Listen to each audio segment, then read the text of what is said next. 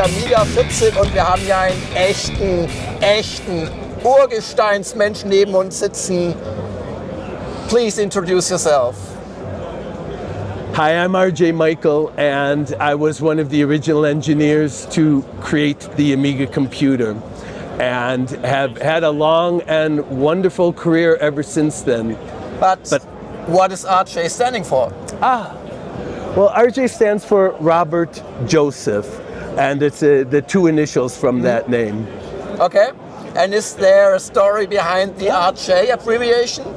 Well, when I was a young person growing up in Chicago, my first name was Robert, but everyone called me Bob. It was the short nickname, for Robert, the short version.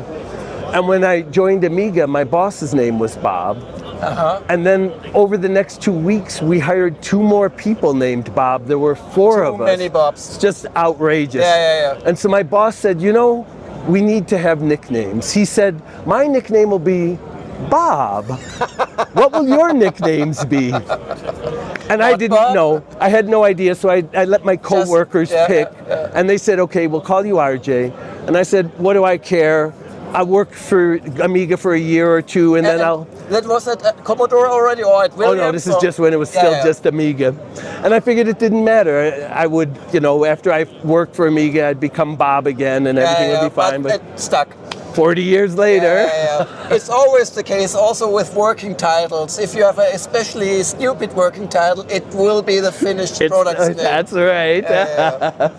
So you not only did a lot of the hardware of the Amiga, you also designed, and I think mostly single-handedly, Intuition, which was so ahead of its time before Windows, and even when Windows came out a couple of months later, it was not the same as Workbench plus Intuition. It was just a sort of graphical DOS, but it was not multitasking and so on and so on. So you were really ahead of your time. Tell me, how did you achieve that? Oh gosh, the Amiga started out as a game system, and then the game industry completely failed at that time, and we were desperate to do something with the technology and realized it could turn it into a full computer.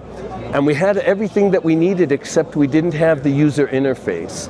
And so I offered to do that for Commodore, for Amiga. And it was impossible. There was only 7 months left to get something done. And so I set myself to this amazing task of trying to pull that off. And I had to tell everyone, you have to stay out of my way. You have to just let me do it my way. And they did, and I was able to pull it off that way. And it was a small miracle that we could have a user interface within only 7 months' time. But did you have some, inspiration, maybe on the university level, pre-Windows-based user interfaces around there already? Yeah, we had seen some glimpses of the Macintosh user interface, but much more than that, it was the Sun systems, the Sun microsystem systems that we were using. They had a user interface, and it was okay, but it was not good. And I learned from that experience that I don't want to do okay, I want to do something good. So then you started out, you only had months. So what did you do? Just try to place a window there and then another one, and... When I invented Intuition, the only way I could do it in 7 months is because I was building upon the building blocks that the Amiga company had already created. I didn't have to create a graphics library or like the layers library that is used for creating a menu that drops down over the display. All of that technology existed already.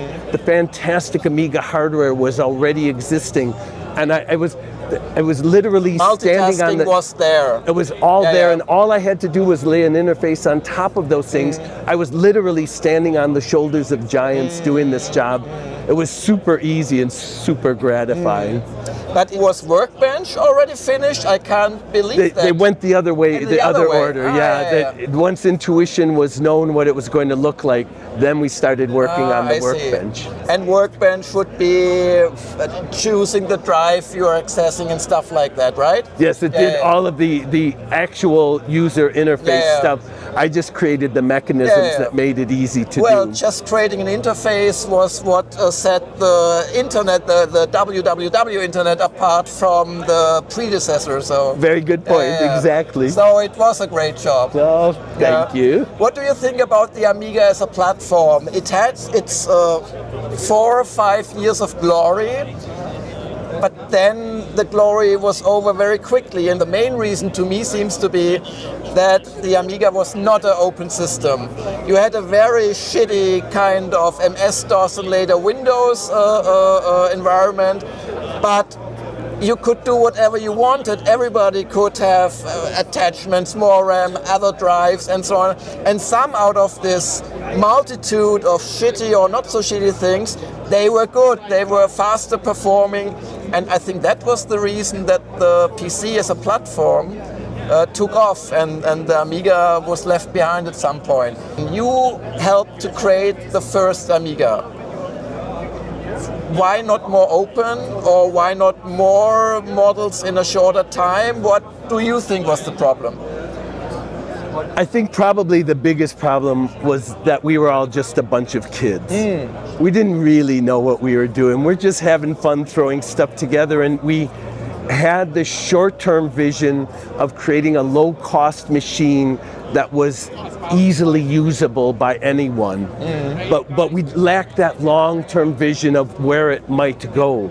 I mean, I look at this show. Here we are in the 40th anniversary.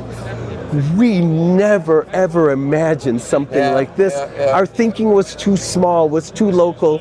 I think mostly because we were kids. We were just naive. But the kids were working for a company. The company doesn't have that excuse. The original Amiga did have that excuse because it was just us. And you were bought by Commodore because you were lacking the business acumen, I think. Basically. Yeah, and also because we didn't have any sales or marketing plan.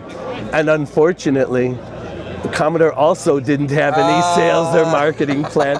And I have a different view of why the Amiga failed. It's because of the lack of good marketing. And at the same time, the Macintosh and the Windows environments, they had strong marketing, and they were able to sell consumers in a way that we were not. So people thought of the Amiga as just a toy, something not really a professional tool. And at that time, what was really important to us being able to do business software and use the computer as a real business computer. It was a lie. All of those business people would bring their computers home and play games on them. Gold Runner and stuff like that. You're saying basically there was not enough marketing. I personally think Commodore's main marketing was the price. They always tried to get the price lower. Maybe they should have done more. Yeah, and part of that is because the original Amiga was more expensive than we wanted it to be. And the reason for that is because we kept wanting it to be more powerful and do good games, and we lost our way a little bit. Our original goal was to create a really low-cost machine, and we let 6,000 Deutschmarks at the beginning for the Amiga 1000 was not exactly not low cost. And the success came with the Amiga 500. And that is the good part of Commodore.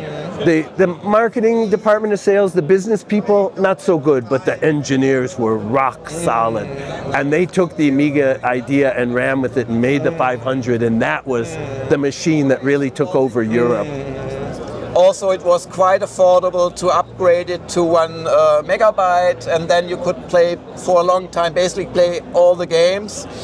But still, I personally remember to buy at an Amiga show in Cologne, I think, an external hard drive for the Amiga, and it cost me more than the Amiga itself. It was a special discounted price of 1,000 I worked in holidays to be able to afford that. So all my money of 3 weeks of working in a nuclear plant, by the way, cleaning stuff, went into 10 or 20 megabytes of extra storage space. So the Amiga was not really an open system where you could buy lots of stuff. Has there ever been, at that time, a sort of strategy meeting where things like that were discussed, or why didn't Commodore react to the MS-DOS platform, which was just exploding in terms of offerings of third-party companies doing their own stuff, and some of the stuff would be good? The main reason it wasn't open is because it was originally a game system, and we managed to turn it into a computer, but it was a game system, and game systems don't have expansion capability. But because the Amiga was intended to be a real computer from the beginning, it didn't have slots for external memory, but we did have a port that you could add things, and you know, at least we found some way to support that way of thinking. But yeah, it was really just supposed to be a toy and never supposed to be a proper computing appliance. Shortly after Commodore bought us, I later did the Lynx for Atari. Yeah, but that was later. Yeah. Right at first, I immediately turned around and became a contractor for anyone who was working on Amiga products. Ah, I see. And there was a lot of people that were developing games, and they found that I was a pretty good expert at the Amiga.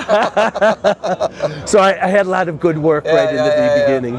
I was headed to a question about, with you being involved in several gaming hardware related projects, the Lynx, you were even involved in PlayStation later, you were involved in 3DO, and I think Lynx and 3DO you were pretty heavily involved in the hardware again. How would you rate, or where do you see the Amiga in this list of your accomplishments? Fascinating question. So I worked on the OS for the PlayStation 3, and that was just a job. It was purely a job. I joined Sony because I wanted to learn about the cell architecture of the PS3, and I ended up staying there for a bunch of years, but it was not my original intention. I was just having so much fun there, I didn't want to leave, but it was just a job. When we did the Lynx was just a toy. We never intended it to be anything more than a toy, but the 3DO, we wanted it to be a home entertainment appliance that... Like the central core, and it could expand into a computer, but also for playing, for showing videos. We dreamed of using the 3DO to put art up on your wall and change the art and everything. It was going to be a home central system. And when we did the 3DO, many of the original Amiga people got back together again to do the 3DO. And we felt, and I think we were correct, what we were trying to create was the Amiga done correctly.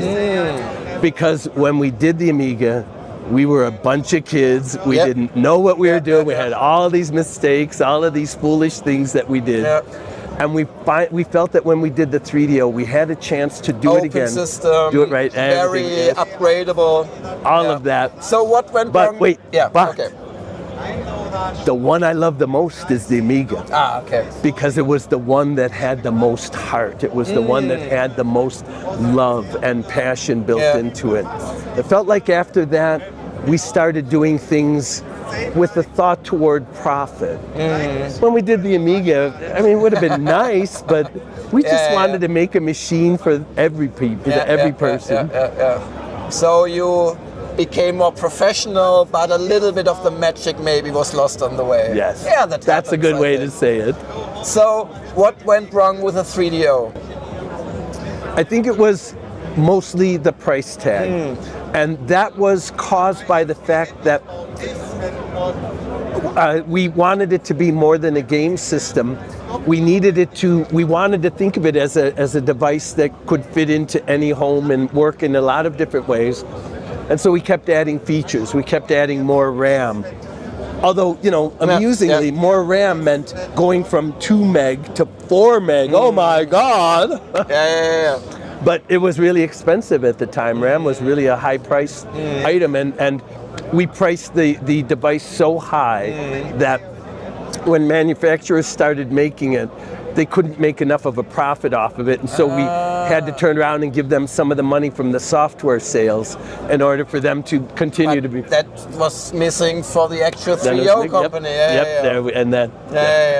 So was this an error by Trip Hopkins? Was that an error by middle management, or was it simply it couldn't be done differently at the time? I would start the error was with us, that we kept wanting more and finding ways to suggest that we could put in more. But then the error became our managers who didn't say no to us, even though we told them how much it was going to cost, but they kept thinking, we'll find a way, find a way. And then finally, Trip. It was Trip's mistake to say yes to that price tag. I imagine subsidizing it to get it into places and then profiting from it being expandable might have been the better way, but hindsight is always a very clear side. Yes, it is. So Amiga clearly is at your heart. What are your feelings when you go around here? It was very hard. We had to knock you down and drag you here to even get hold of you, because everybody knows you, everybody wants a picture with you. And how do you feel about that? Is that annoying at some level, or you're just pure joyful running around like a little kid? Yeah, that one, the pure joy. Oh my God. When we invented the Amiga, our goal was to create a machine that was accessible to everyone, that everyone could afford, that everyone would know how to use, and that their lives would be enriched by it. The part I didn't see coming is what started happening soon after that. I started getting letters and emails from people who were saying to me, you made the machine to make someone like me better, and it made me better. I got my job in the IT industry because of the Amiga. I got my job as a graphic artist because of the Amiga. Or video cutter or whatever. Yeah. All of those things, and those letters were they make me feel so strong and so rich and full that we were able to affect so many people's lives. We did not see that coming. But what we really didn't see coming is 40 years later, there would still be not only this much energy, but it's growing. Year after year, it's getting bigger and stronger and better. New games, new hardware, and unbelievable that it's. And so where is it going to stop? I don't know. But so the opposite of annoying, I find it to be so gratifying. And do you see in today's hardware something similar to the Amiga back then? Would it be an iPhone or something else, or has that been lost to have a machine you grow attached to as a user, In today's market, I don't see anything that's the equivalent. And any of the main computers, forget it. That's all, that's all big business and no passion. There's no blood in those. They're all make a profit ventures. But I find great hope in the fact that it's still possible with 3 people to put together a game company and to do a killer hit game. And I think the thing I have the most hope for are these home brew systems like the Arduino or the Raspberry Pi, where anyone can again become an inventor and create something new and something different at a low cost. But the idea of doing another Amiga again, I just can't see it happening. It's not that kind of world anymore where 10 engineers can say, oh, I know, let's make a brand new computer and just do it. So let's be happy in hindsight that you had the chance and that you took it. And that we took it. And I'm so grateful and happy to be at a place like this where I get to enjoy this joy, the experience that we had with everyone else. I know at a show like this, I'm sort of a museum piece. You know, you pull me out and dust me off a little bit and let people see me. And it's so wonderful for me to be able to do that, to give back to people and to let people share some of that joy and excitement that we had in the beginning. Thank you so much for being here. Thank you very much. It's an awesome interview. Really great questions. Thank you very much. Please sit down here for a minute because I need a real picture. Okay. Oh, and give me back my microphone, please. Oh, yes. It happened because wireless people run off. I'll bet it does.